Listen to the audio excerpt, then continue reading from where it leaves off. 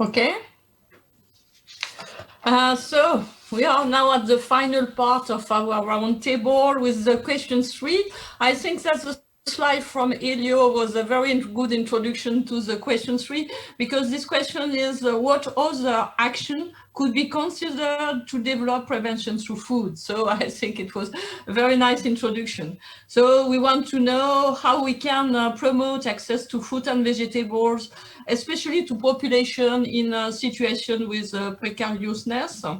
And should we target many other health professionals? I think we have spoken a lot about that. I'm sure we need, but how can we do it? And also, can we go to the school or in different kind of environment? And what kind of innovative marketing for the fruit and vegetable? I've heard Andrea saying that we just have to reply what are doing the marketing, the usual marketing, and to go advertisement in the same place and in the same time. That's a good idea. So I think we can have a lot of new ideas, and I will not waste time and leave the floor to the different members of our roundtable. And maybe first of all, Anna for WONCA. You have, as usual, very provocative, innovative ideas. Go on. Thank you. Well, trying now to collect my thoughts. What is our main headline? Our main headline, which I'm sure we agree on, is health for all through our populations. And now we're speaking about this specific field, right? And how to work on this matter. I think we need to keep the system perspective always. We have touched upon, we have different healthcare systems, and we have to understand each other on the basis of that. That is one thing. I also think that this environment we are in right now together should work closer also to the public health environments in Europe. And because I know there is a common understanding that if we shall work on health for all, we need intersectorial actions. Now it's of hyperactuality in the pandemic. We see that our healthcare systems are failing in preparedness and responsiveness. And this is, to me, what we're discussing now, another aspect actually of the same thing. So intersectorial action, that means that we have to understand the pharmacies and the booths, right? Good example. And also to encourage the good initiatives, but also speaking against those who are not that good. But intersectorial action, public health and medical care environments maybe should speak more closely with each other. That's my first point. My second point is about training. Under and postgraduate training. I'm sure many of you will be aware of the Lancet report from 2010. It's called Health Professional for the 21st Century. 2010, 10 years ago. Emphasized that education must keep abreast healthcare change. And yet we've been very slow to do so, as secondary care continues to dominate in medical schools globally. Fundamental to the impeding of the alignment between primary and secondary care. And we do have a lot of evidence indicating that primary care manned with multidisciplinary teams is a requirement for resilient health systems. And that is actually what we are speaking about here. I'm fortunate to be one of the 17 members of Pan-European Commission, rethinking health system priorities in the aftermath of the pandemic, organized by WHO Europe. And this is very, very high on this agenda. actually. And there is a common understanding that we have to also align our actions to the Sustainable Development Goals, environmental change, and to understand also nutritional changes and behavior in that perspective. So my second point is that we need to readdress the balance of the workforce to reach people where they live. And it does not mean that we don't need specialists. But what we also are basically speaking about is to meet the epidemic of NCDs, which existed long before this pandemic we're in now, the viral pandemic. But we see the gaps, the social gaps. And those who are hit the worst way by the pandemic are the ones who also are the victims of the NCDs. So that's where we are. And how to do this, how to be responsive to this is also about the composition of the workforce. I already mentioned that I think all, at least speaking for my own profession, and I think maybe for many other healthcare workers, but they should speak for themselves first of all, should be trained for primary care. It doesn't mean that they should remain there, because that is where we can take the load off and meet most people. And in line with that, before we introduce, Jean-Michel, you mentioned introducing a new professional in the team. Before we do that, we must ask, why does not work with what we have? And what shall be the purpose actually of introducing a new thing? This is not protection, I mean professional protectionism I'm speaking now, but this is a question we should ask. To me, it is a moral obligation for all healthcare workers to address this issue of nutrition, food, eating, and the role for health. And you said, Marie-Laure, you said very interesting thing, and I would like to, if we have time, if you could elaborate on it. How should we reformulate what nutrition means? It hit me, and I'm eager to hear your reflections on it. Because what you also said is that we should avoid the moral judgments coming with healthcare workers. That is how I heard you. Of the choices people make. I think that's crucial. I will stop in a minute. Let's start in schools. And I don't think nutritionists shall come into schools. I think this should be basic skills also for the teachers who know the families, who know the children, and to be included in the curriculum. How do you live a healthy life? This is part of it. Along with going to bed not too late and not sitting on screens like we're doing most of the time now before you go, instead of being physically active. So, my main points. Okay. So you ask different people from the... No. I didn't mean to interfere with your.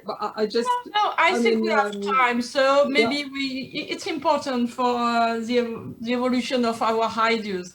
So maybe Jean-Michel first about other professionals. Why we need them? Is this a failure of our system? Is it new skills they bring?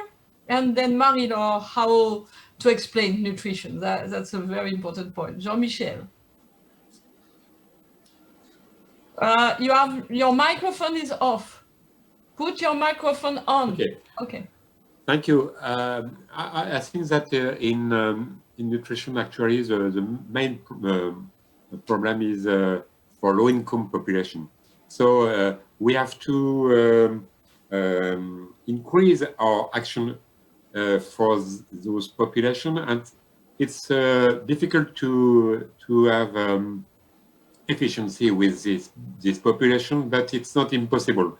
We work very often with social center, and there are a lot of professionals which are implied in education and in behavior for health, good health habits and good healthy diet. So I think it's important to include social professional of social center with very concrete action through small sessions, cooking session, and so on. Very concrete. Also through gardening and so on to help them to go in for buying the food and in the markets and so on. We can be very useful and very efficiency if we are close to the population and if we are able to listen what are their problems, because often we have advice which are not in agreement with the preoccupation, the problem, and the economic problem and the practical difficulties. So we have to listen and then to have a small program which can help them. And we have a great experience in that field. And very often we try to have educational program which include physical activity, stress, and nutrition, and so on, with the people. Very often the people are not able to read and to understand if we are too much theoretical. So we have to be quite concrete with this kind of people, and I think it's the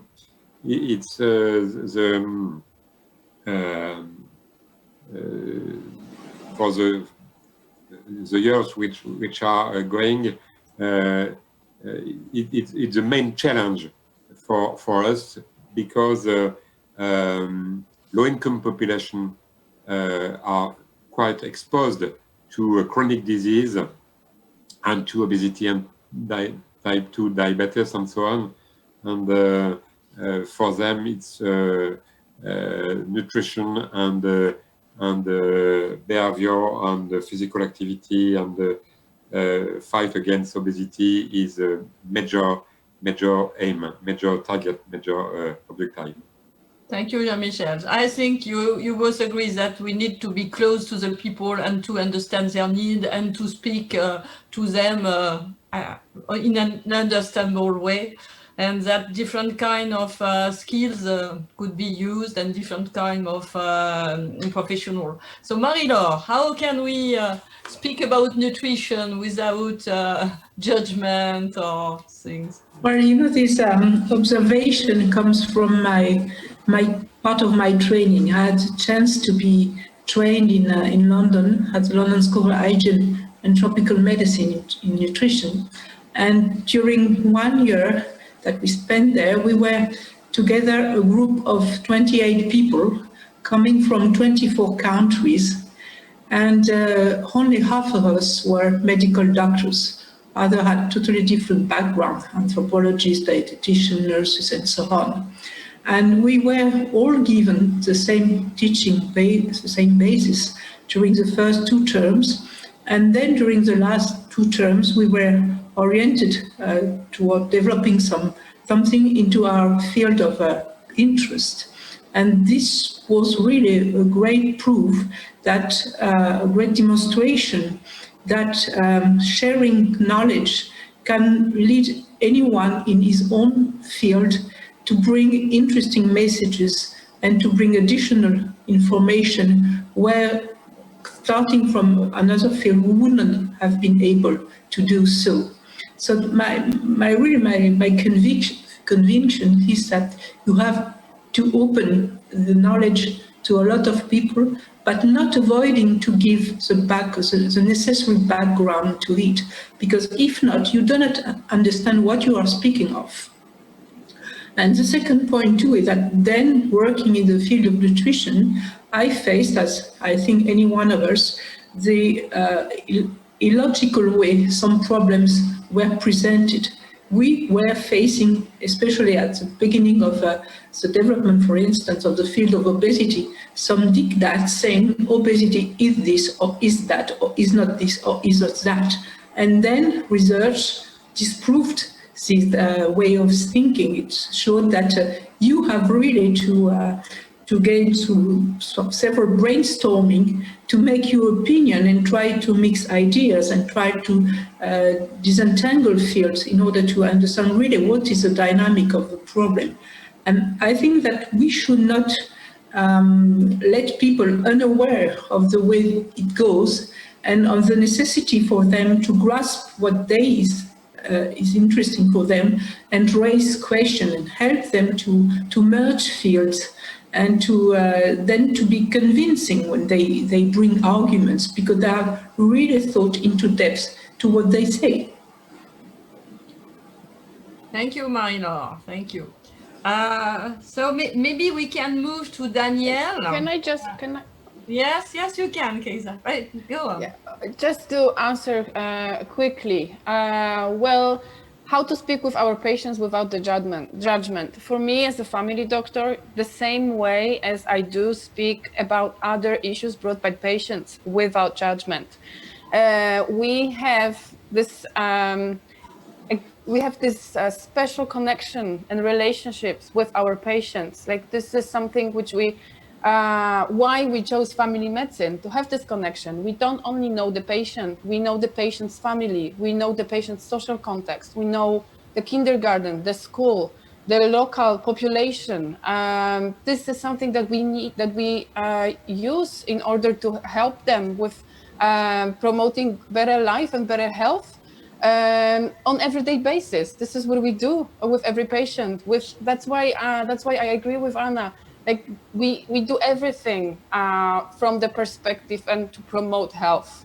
So it's not like a separate thing we do to say, eat apple, but it's just the whole vision of taking care of the patient as a human being is our aim on everyday basis. We know our patients are coming from different cultures. You need to adjust to this too, because they will eat different things, they will have different lives on everyday basis, and then you need to adjust your recommendation and the way you approach them depending on who they are. And I also believe on being a good role model for your patient. They come to you because they choose you, they trust you, they will follow your advice. And this is our advantage again. Most of the countries, you will choose your family doctor. And that's what we need to use in order to help them to improve their life and health. And it's nothing else that we do on everyday basis, to tell you the truth, as family doctors. That's our work. Thank you. So we can move to Danielle and maybe try to focus on the question. And some question was asked about what is the interest of prescription of fruit and vegetable. We have spoken already a little bit, and about marketing innovation. So Danielle, if you can give us our advice on that. Where is Danielle? Maybe we lose Daniel. Daniel is there. We can see him, okay, but we can't hear him. We can't hear you. Maybe the microphone? No? Like this? Yes, yeah. Better. Good. So these are two different things, two different topics. Coming back to the prescription issue, this is the micro level of the family. And as I already mentioned, by using our authority as doctors, we can make a difference. This is something that we need to be aware of. People trust us, and they're therefore prescribing in a sense of really pointing out that fruits and vegetables are part of their medicine, part of their daily medicine, so to say, in the Paracelsus meaning. That is important. And we've mentioned that. The other issue on a macro level of the society, I agree with you, Anna, that we also need to fight the competition that is there in the market. And we are all aware of the audiovisual media directive that is now to be implemented on a national level. That is crucial. That is really something that is crucial. Digital marketing for unhealthy foods is major. So this is something I think in our respective countries that we need to be very, very active in as private persons and on a society level. If there's certainly other marketing issue, and if we try to summarize the sheets, or take our sheets that we have now developed and use them in different digital ways, I think that would be fantastic. Was it that you were asking for? It's a more general question, I think, about how can we promote food and vegetable consumption. So I think the idea of Elio putting a package of fresh food and say good healthy food everywhere. And what could be the partners for that? Well, it's an issue of different partners in different settings. Let's take kindergartens and preschools. This is an issue of providing healthy school meals to as many children as possible. This is a golden moment every single day, at least 5 days a week. This is something we need to be hammering after. This is something that is so obvious that we should not get tired in underscoring every single day. And I know the limitations, because there's private kindergartens, there's public kindergartens, but we need to be fighting for free, healthy school meals in these settings.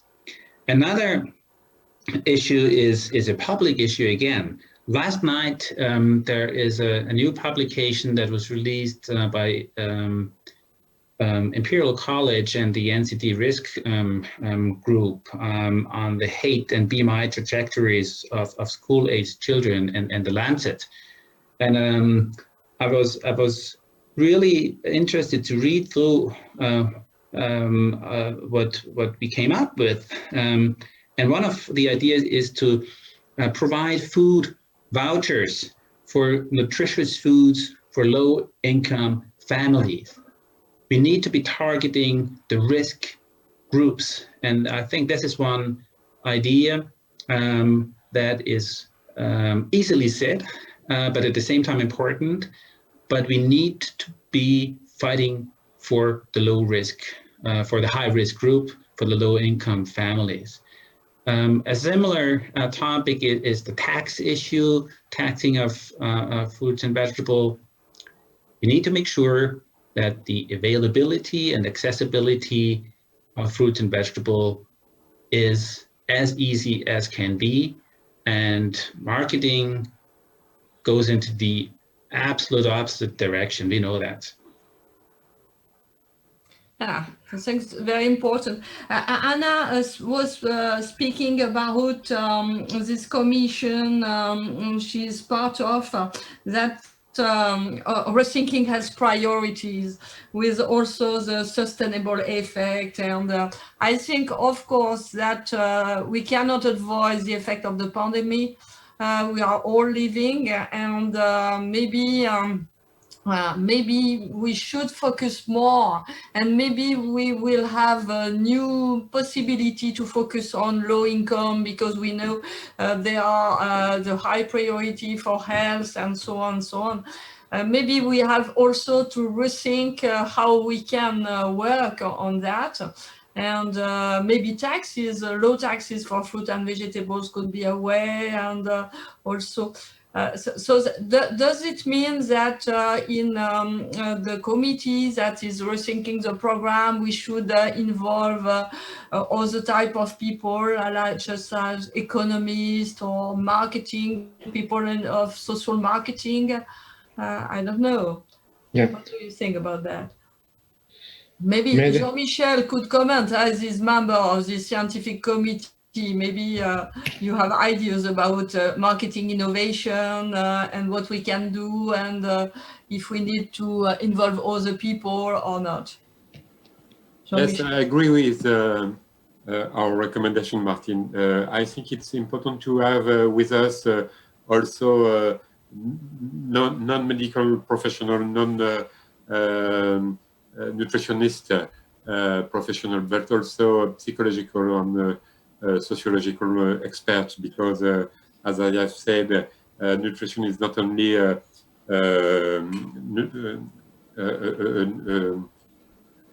biological science, it's human science also. So if we don't have this kind of professional, perhaps we are not able to have a good impact.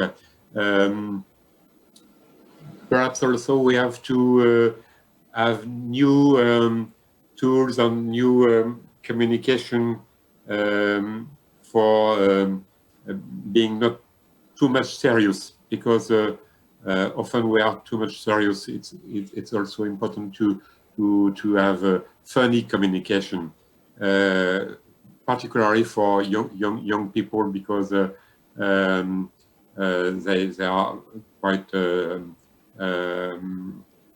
able to have a best understanding of nutrition with funny messages. And about new marketing communication, probably with social networks, because today these are the main way of information for young and students and adolescents. And we have to have a professional in that field for helping us. Thank you. We have some questions from the audience. One is about sport education, and that is also part of nutrition. I think we all agree that we cannot dissociate physical activity and nutrition, and it's part of the lifestyle, and we need to the comment is that people involved in sport activities are also speaking about how to have a good nutrition, and that both are important.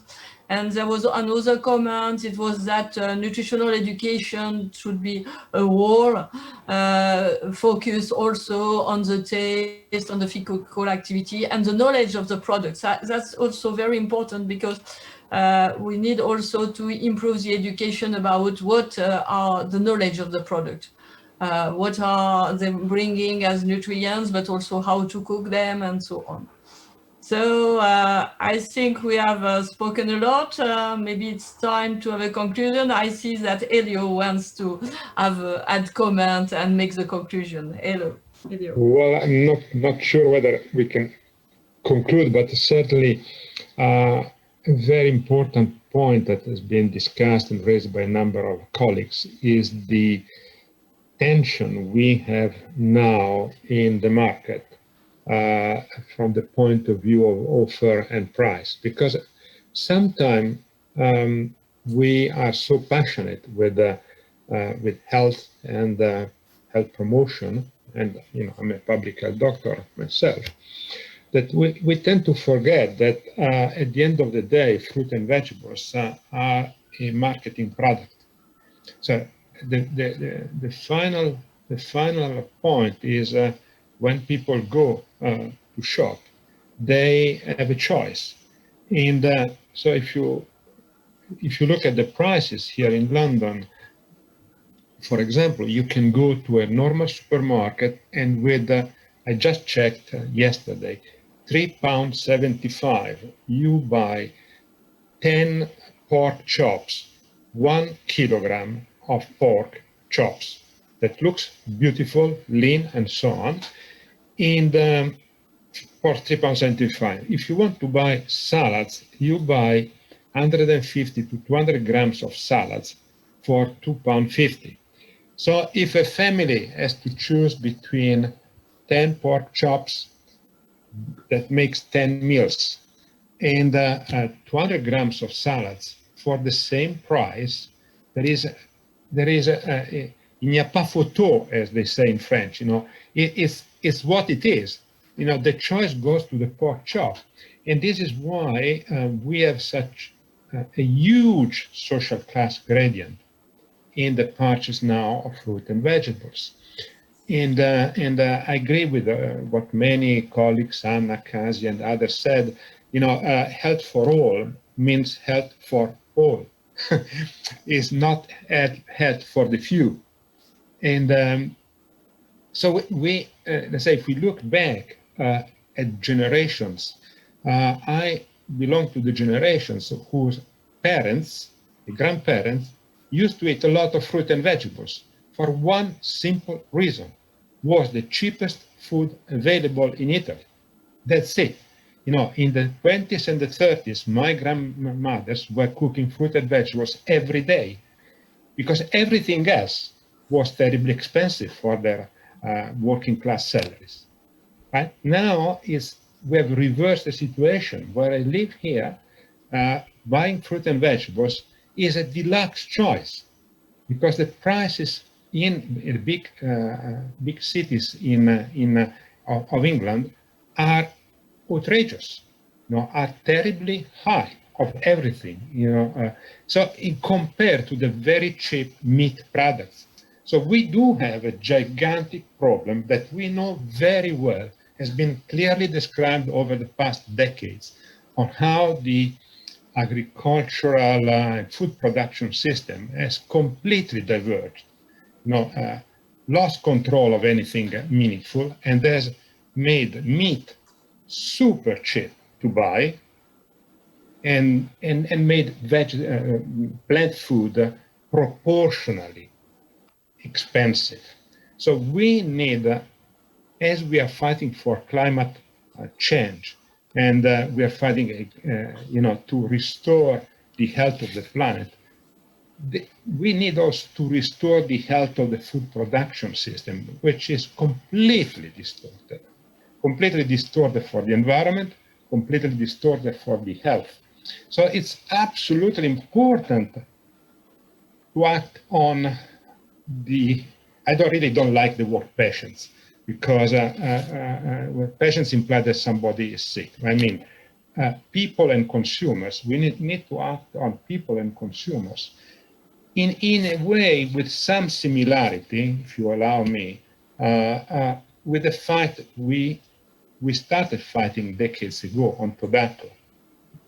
I'm a cancer researcher, so I come from those who were working 3 decades ago on tobacco. And at the time we thought, well, we will never make it. But eventually, in many countries, consumption of tobacco use has gone down substantially.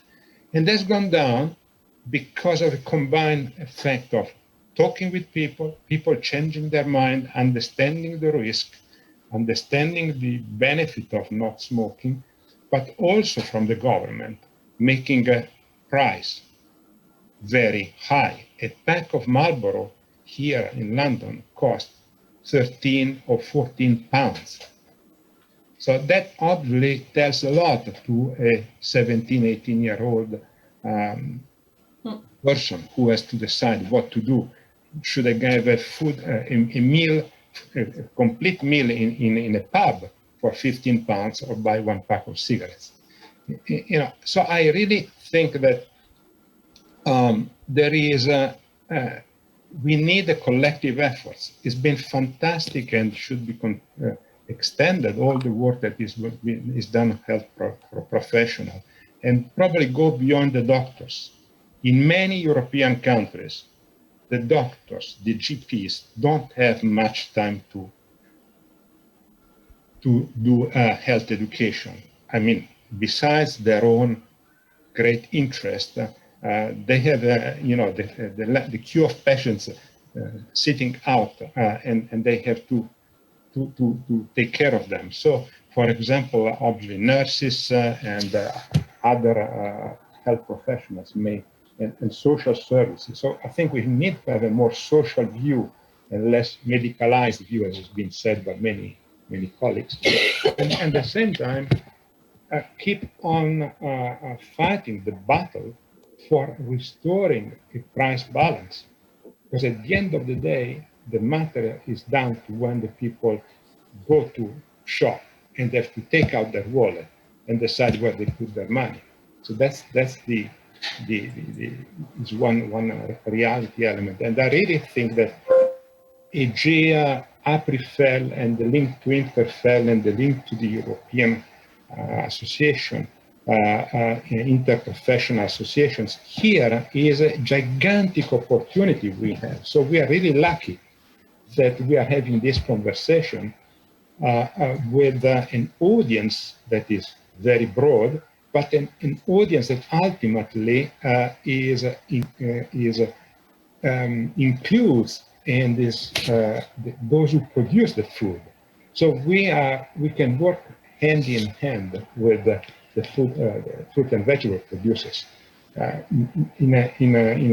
we have an exceptional opportunity here for public health, and perhaps sometimes we are.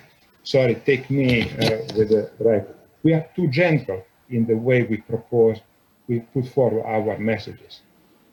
Perhaps there are moments where one should really say very strongly, this is terribly wrong. It's not possible that 1 kilogram of pork ready to eat costs the same as 200 grams of lettuce. So that doesn't work. I don't know, that was meant to be the conclusion, but a pre-conclusion.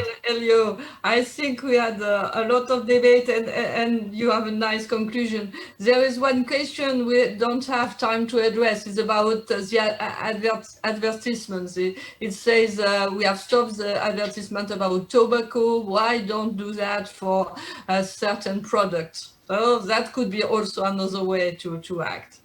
So many absolutely. It has been said by a number of colleagues, particularly for children, forbid advertisement of junk food during the hours when children watch television, progressively go into toward severe restrictions of in control of advertisement. The same way we don't advertise cocaine, we should not advertise mass bus.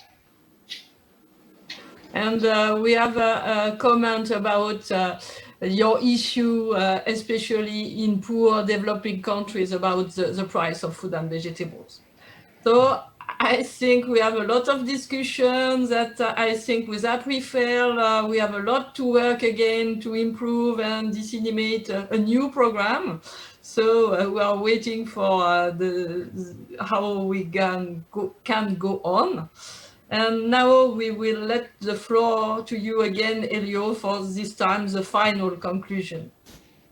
Well, I thank you, Martin, and thank you, everybody. So first of all, the first point in the conclusion is a big thank So we had a very interesting, engaging, informing IGEA event.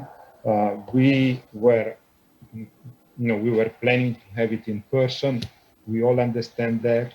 We were hoping to have the pleasure, as we did in Lyon, of meeting personally, exchanging ideas, sitting on the same table, and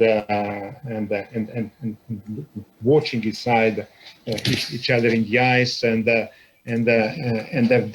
element. Thanks to you, to all of you, and thanks also to the many colleagues who connected online and asked questions. I think we managed to get quite a lot out of this shorter version of the meeting.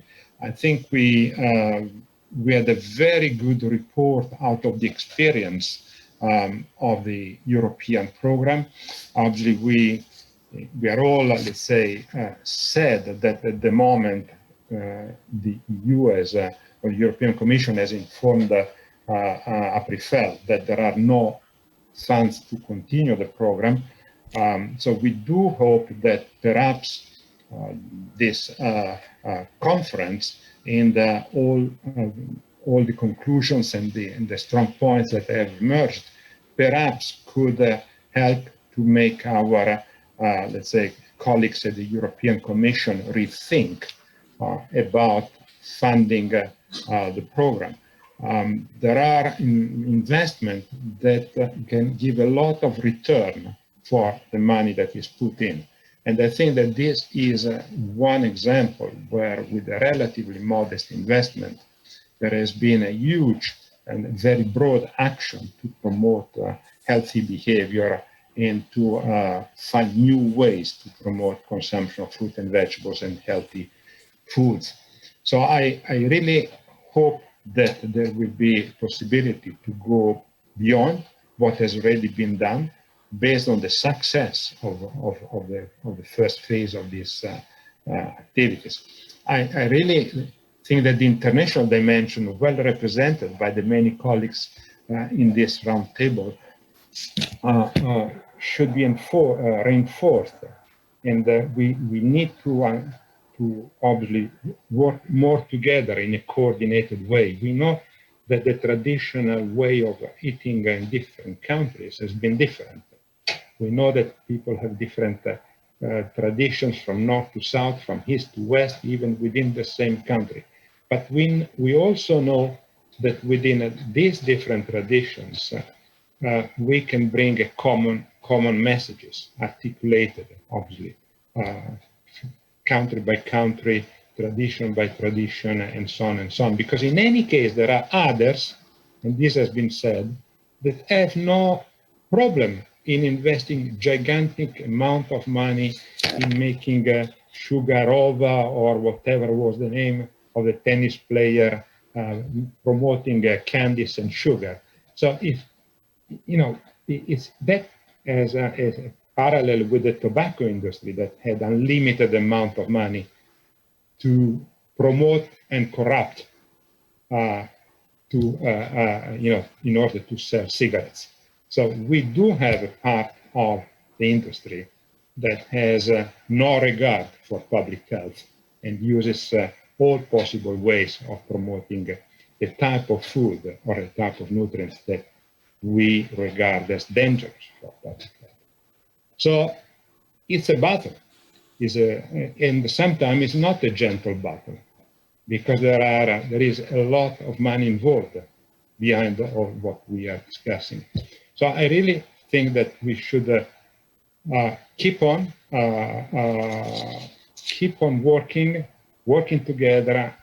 We do use our understanding of the multifacets of the societal dimension of what we are discussing, and as I said, take full advantage of our links with Aprifel, Interfel, and do the best we can so that to convince the European Commission to extend support of these activities in in a number of European countries. So I thank you again. Can you comment about the year of fruit and vegetable? Oh yes, oh yes. So yeah, so I think that unfortunately COVID has had a very a negative impact on the limited circulation of the information. So I've been involved as a participant in a 3-day workshop by the WHO and FAO that took place in September, and that was articulated in 5 half days spread over 2 weeks. So basically WHO and FAO have agreed to make 2021 the International Year of Fruit and Vegetables, with the idea of promoting information, promoting consumption, all what we have been discussing here. Yeah, the same, exactly. Except that perhaps they had a number of activities planned in different parts of the planet, different regions, United Nations regions, which apparently have not taken place because of COVID. Okay. So this has remained a little... I'm sorry, the live will be cut because it's time. So just the last word, sorry. So the last word is we will try to do the best we can to link with whatever WHO and FAO are doing. And the Aprifel, I'm sure, would be happy to become a kind of a messenger of opportunities that may be provided by this International Year of Fruit and Vegetables.